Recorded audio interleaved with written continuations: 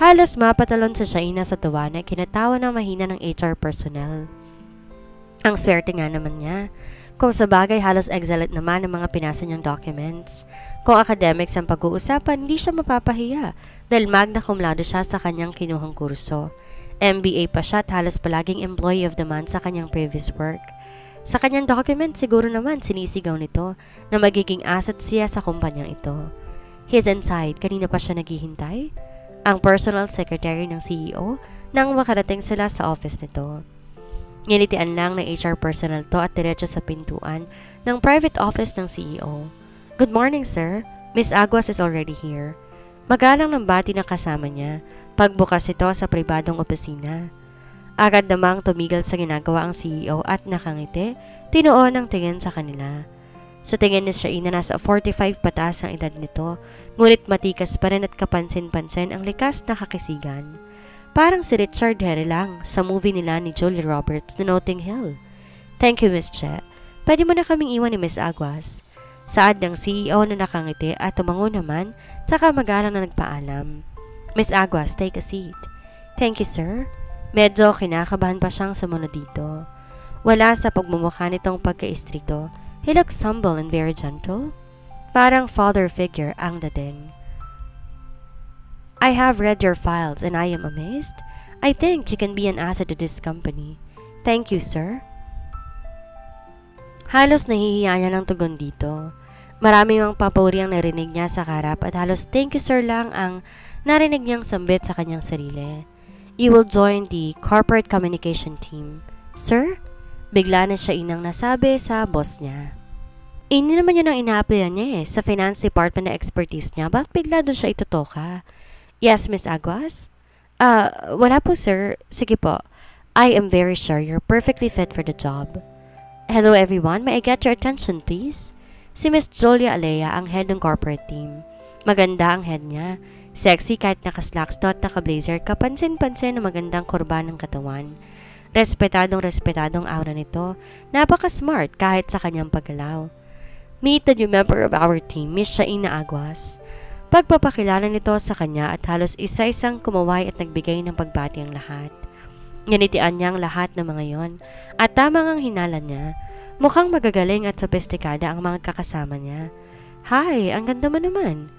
Nabigla si Shaina nang biglang batiin siya ng katabi niyang cubicle. Thank you, ikaw din. Nahihiya pa niyang tugon dito. Ako nga pala si Carla, Shaina. Down to earth si Carla kahit mabilis na itong nakapalagay ng loob. Siya ring nagturo nag-assist sa kanya sa ginagawa at gagawin nila sa team nila. Si Carla rin palagi niyang kakasakasama during break and lunch time. Mabilis din niyang natutunan ang mga gawain sa office kahit iba sa kinuha niya sa kolehiyo. Mas exciting pa ang ginagawa nila dahil nakakasalamuha sila ng iba't ibang tao. Labas naman tayo mamaya. Wala naman tayong pasok bukas Si Carla na lumapit pa sa kanyang upuan. Magtatatlong buwan na sa Shaina na sa kumpanya. Matagal na nitong inaatungal na mag-night out naman daw sila. Di ako pwede. Kaya ng dati, yun ang palaging sinasabi kapag nag-aaya ang mga to. Naman, tatanda kang gurang, sige ka. Wala ka man lang kahit konting social life. Ano ba yan? Mabubura yung ganda mo. Ano ka ba? Reklamo nito at tinawanan niya ito. Ikaw talaga may pupuntahan ako. Importante. Importante your face. Bibili ka lang ng Jollibee. Pupunta sa plaza at magpapakain sa mga batang lansangan. Hello, Mother Teresa, ikaw ba yan? Saad nito na halatang ines at mas lalo siyang natawa. Listen guys, birthday pa na ng CEO and K&E Corp ngayon. Kailangan natin maging visible doon for sure maraming pupuntang investors. Biglang announce ng kanilang head at halos excited ang lahat maliban sa kanya. Ilang buwan na rin pala ang nakakaraan na mag-iba ang CEO ng K&E. Naroon pa siya noon at yun din ang last na nakita niya. Ang bagong CEO and birthday pala niya ngayon. Natawa si Shaina sa sarili. Asawa niya kuno pero wala sa isipang birthday nito. Sigurado malaking party na naman na magaganap sa villa ng mga Villacorda and of course, she's not welcome as always lalo't sa importanteng araw nito. Carla and Shaina, you will attend the party. Pagde-delegate ng head nila pero busy ang isip ng dalaga sa pag-aalala. Girl, narinig mo si boss? Wow, very exciting to Nakangiti ang tabig ni Carla sa kanyang tagiliran. Nangisla pa ang mga mata na halatang excited. Ikaw na lang kaya? Mahinang sabi ni Shaina. Di mo ba narinig ang sabi ni boss? Carla and Shaina. May problema ba, Miss Aguas? Ha? Wala po, boss. Saan mahanap ko na si Mr. Wright? At gwapo at ubod ng yaman? Mahinang saad ng kaibigan na akala mo kinikiliti sa sobrang excited. Be careful what you're wishing. Baka makahanap ka ng ubod ng suplado. With his charm, walang susupla-suplado dito, no? Pabirong saad ito na nagpahalakak na mahina. See you there. Isusumbong kita kay boss kung di ka pupunta. Pabirong pagbabanta ni Carla kinahaponan. Basta pupunta ka, si Carla. At nagtawanan pa sila na maghiwalay sila sa baba ng A&B building. Gaya ng dati dumaan sa Shaina sa Jollibee at pagkatapos pumunta ng plaza. Binigay sa mga batang pagkain at agad ding umalis pauwi sa bahay. Mag-isa siya sa bahay gaya ng dati. Simula kasi nang pumunta sila ni Clyden dito at umalis, hindi na to nagagawi pa doon. Di niya alam kung saan umuwi ito. Paminsan-minsan daw nasa villa pero wala na siyang pakialam dito. She had enough. Di naman siya nito ginugulo. Tahimik naman ang kanyang buhay lalo na ngayon at libang na libang siya sa kanyang trabaho. Hindi na nga to sumasagi sa kanyang isip. What for? Pero mukhang magkakasalubong na naman ang landas nila at naitaon pang birthday nito. Ano't ano pa naman mukhang masisira na naman ang gabi nito kung makikita siya nito. Nakapangalumbaba si Shaina habang nag-iisip nang tumunog ang kanyang cellphone. Si Mrs. Villacorda iyon, informing sa big party na gaganapin sa villa. You're invited, sabi ng ginang sa kabilang linya. Baka masira lang ang gabi ng anak ninyo, tita. Kahit saglit lang, iha. Matagal ka nang di nakakapunta dito. Busy lang po sa trabaho. Kaya nga, see you, iha. Saan nito sabay paalam. Hindi siya binigyang pagkakataon na makatanggi. Nagsimula ng party nang dumating sa Shaina sa villa ng mga Villacorda. Punong-puno ang bulwagan at nagsasalita ang MC na siya ang pumasok sa gate. Sinadya niyang yon para kahit papaano, walang makakapansin sa kanyang presensya. Saglit lang naman siya doon eh. Magbibigay galang lang sa matatandang Villacorda at magpapakita sa kaibigan para wala naman tong masabi sa kanya. Anyway, alam naman niya. Kayang-kaya ni Carla makipagsosyalan sa mga investors na nandoon. Ang galing-galing kaya nito. What keep you so late? Oh my, you're so gorgeous.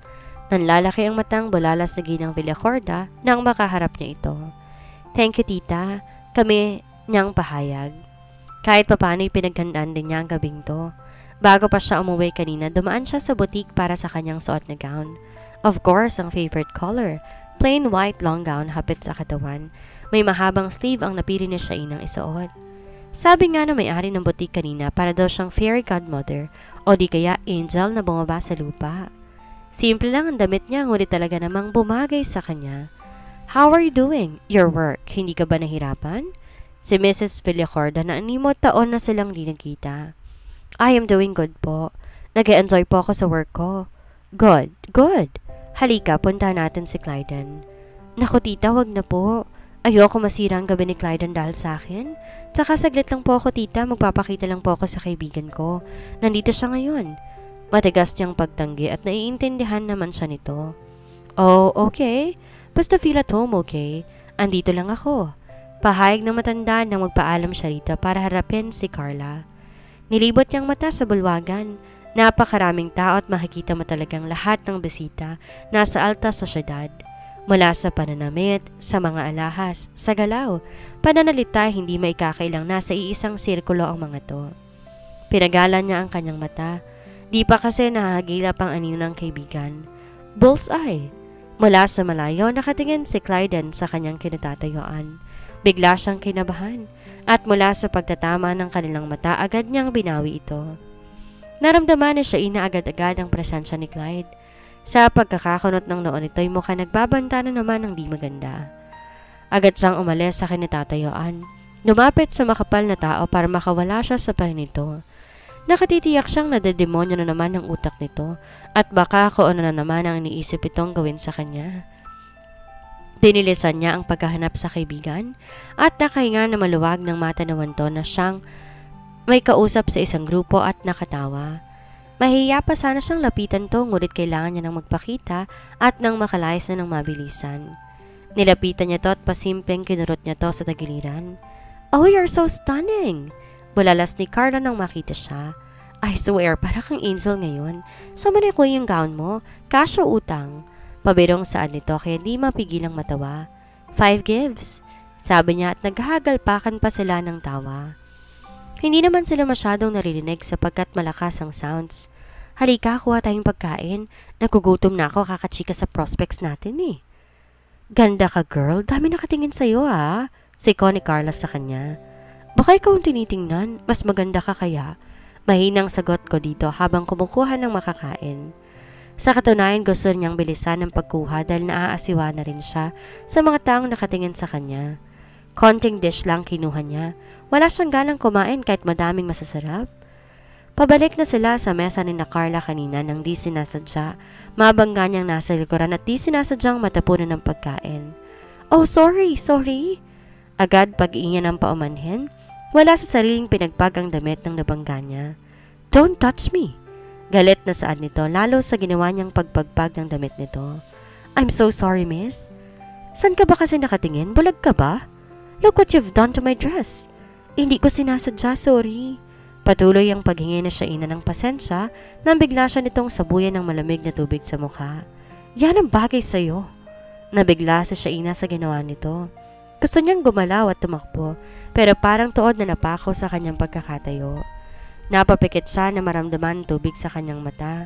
Kung pwede lang pagdilat na nakauwi ng lahat ng first time niyang maranasan to. Napakarami pang tao. Gusto niyang maiyak sa kahihiyan. Ngunit bago pa man siya mapaluha, ay namalayan na lang niyang may humila sa kanya at kulang lang magkandapa-dapa siya sa tuloy ng paglakad nito. Nagpatianod siya habang hila-hila siya ng kung sino. Gusto pa niya magpasalamat dito dahil siya talaga hindi niya alam kung paano aalis sa pagkakaistatwa niya kanina. Halos kalat-kalat ni Clyden sa Shaina palayo sa kinatatayuan nito na hindi alintana kung magkanda tapilok ito o ano.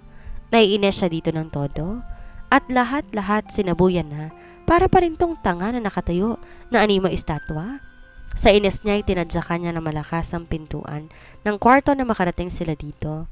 Agad yung bumukas at inis na ibinalya ang dalaga papasok sa kwarto.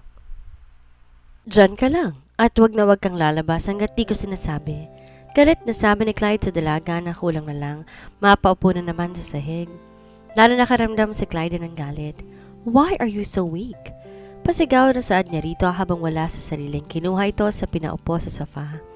Sorry, hindi ko sinasadya yung nangyari. Wala akong intensyon gawin ng party mo, please maniwala ka. Halos maganda otal sa Shaina ng mahimasmasan sa mga nangyari.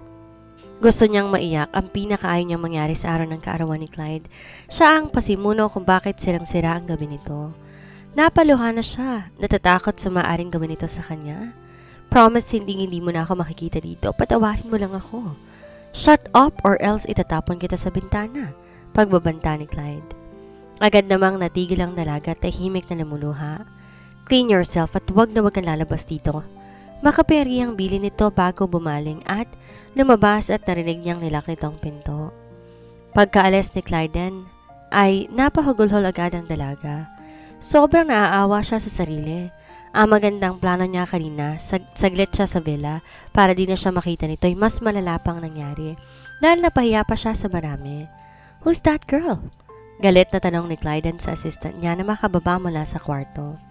Nagpupuyo sa galit ng kanyang dibdib. Baka kung nasa harapan niyang inang babae kung ano na ang nagawa niya. Melissa Mendez, holding a high position in C&M Corporation, sir. Cut our ties with C&M. Pero sir, you heard me, right? Okay po, sir. Agad dinismiss ni Clyde ng assistant na maibigay lahat ng instructions para sa Melissa Mendez na yon. Di porket mataas ang posisyon nito sa isang kumpanya, gano'n na lang inaasa nito sa party pa niya.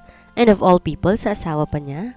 Well, he may be rude to Shaina but he has his grudge and she deserves it. That woman, meron tong character na pabigla-bigla.